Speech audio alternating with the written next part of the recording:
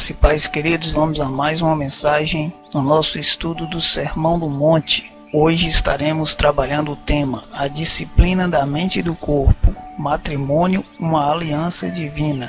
Mas antes de entrarmos no assunto principal, vamos ao texto de abertura que se encontra em Hebreus capítulo 13, versículo 4, que diz assim: digno de honra entre todos seja o matrimônio, bem como o leito sem mácula, porque Deus julgará os impuros e os adúlteros. Nossa mente deve estar totalmente entregue a Cristo, para que se evite pecados carnais que levam à destruição. Vamos ao texto principal de hoje, dando sequência ao estudo do Sermão do Monte. Hoje o nosso quinto estudo. O texto base se encontra em Mateus capítulo 5, do 27 até o versículo 32. Diz assim: ouvistes que foi dito, não adulterarás. Eu, porém, vos digo, qualquer que olhar para uma mulher com intenção impura no coração, já adulterou com ela. Se o teu olho direito te faz tropeçar, arranca-o e lança-o de ti, pois te convém que se perca um dos teus membros e não seja todo o teu corpo lançado no inferno. E se tua mão direita te faz tropeçar, corta e lança-a de ti,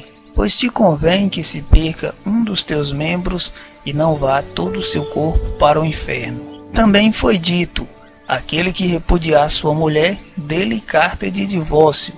Eu, porém, vos digo, qualquer que repudiar sua mulher, exceto em caso de relações sexuais ilícitas, a expõe a tornar-se adúltera, e aquele que casar com a repudiada comete adultério. Como o cristão deve se relacionar com o sexo oposto? Qual o propósito de Deus para a vida conjugal? É o que nós iremos estudar hoje. O casamento ou matrimônio é a união voluntária entre duas pessoas de sexo oposto que desejam constituir uma família, formando um vínculo conjugal que é baseado nas condições dispostas pelo direito civil.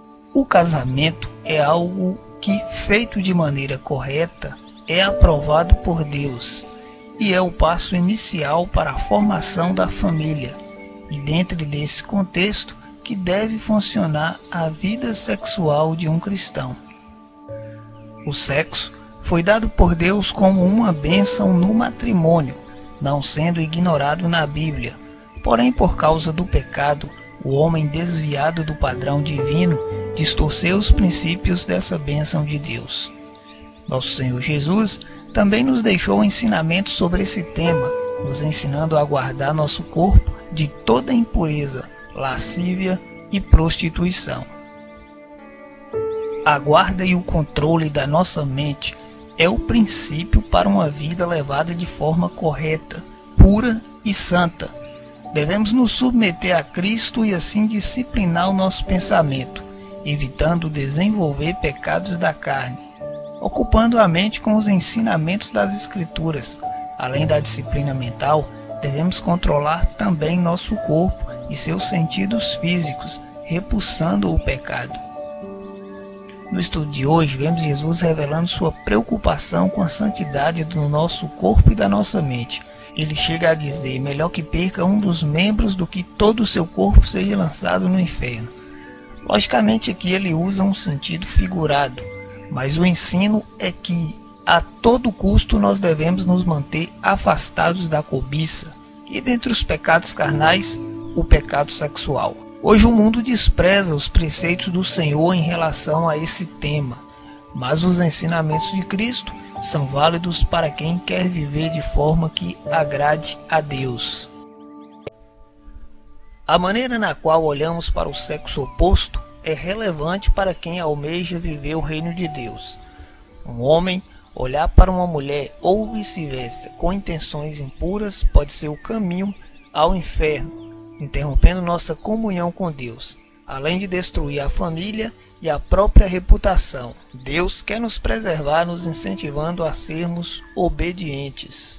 Lembra que no estudo anterior a esse, nós vimos sobre o relacionamento com o próximo e que as más intenções do ser humano são produzidas no coração. É no coração que se desenvolve a razão, as emoções, as intenções e sentimentos, conforme você pode estar conferindo em Êxodo capítulo 4, versículo 14, Deuteronômio capítulo 6, versículo 5, Salmos 119, versículo 11, Salmos 140, versículo 2, Marcos capítulo 2, versículo 8 e João capítulo 14, versículo 1.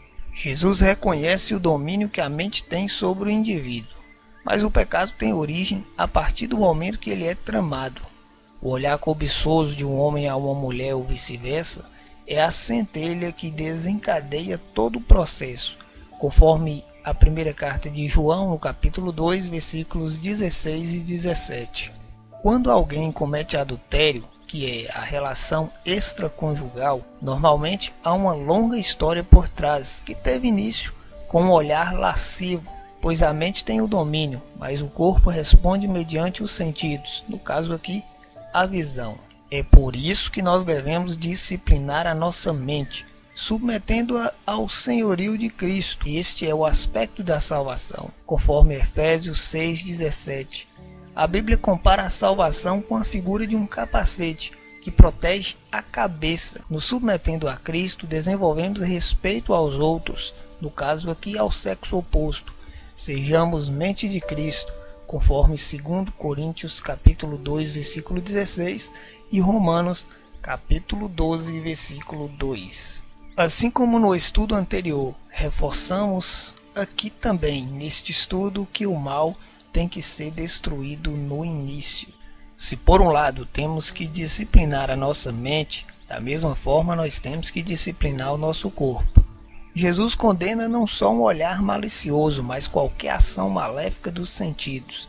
Tanto é que ele diz, melhor arrancar o olho, a mão, mostrando a gravidade e consequências que o mau uso dos sentidos ou ação de nossos membros podem causar, pois o pecado sexual é algo que escraviza. Um dos frutos do Espírito é o domínio próprio, conforme Gálatas capítulo 5, versículo 22. É a capacidade de exercer controle sobre os próprios atos. Isso envolve os sentidos. Paulo reitera em Colossenses capítulo 3, versículo 5, a mortificar nossa natureza terrena. Prostituição, impureza, lascívia. O pecado sexual ele é tão traiçoeiro que Paulo recomenda a Timóteo, conforme 2 Timóteo 2:22. Porém, vale ressaltar que jamais teremos domínio próprio se o Espírito Santo não tiver domínio sobre nós. Se não deixarmos o Espírito Santo agir em nós por nossos próprios esforços, não conseguiremos. Nosso comportamento sexual deve ser de acordo aos ensinamentos bíblicos. Tudo na vida do ser humano deve ter propósito santo, inclusive a ação dos nossos membros. No Velho Testamento, Deus repeliu as atitudes do povo porque eles eram com propósitos malignos, conforme você pode estar conferindo em Isaías 23, versículo 15 e Jeremias 11, versículo 8. Mente indisciplinada gera propósitos malignos que contaminam os sentidos, que praticam o pecado. Por isso, santifique seus propósitos, santifique seu coração e repulse o pecado. Existem pessoas mergulhadas em problemas, famílias levando uma vida desgraçada por não terem dado atenção aos princípios do relacionamento entre um homem e uma mulher conforme as Escrituras. O sexo é uma bênção divina, mas se praticado fora do padrão divino, se torna fonte de uma vida perdida. Concluindo que o cristão deve agir com respeito com o sexo oposto, o Senhor também trata do casamento, no qual é onde o ser humano pode expressar legitimamente a sua sexualidade.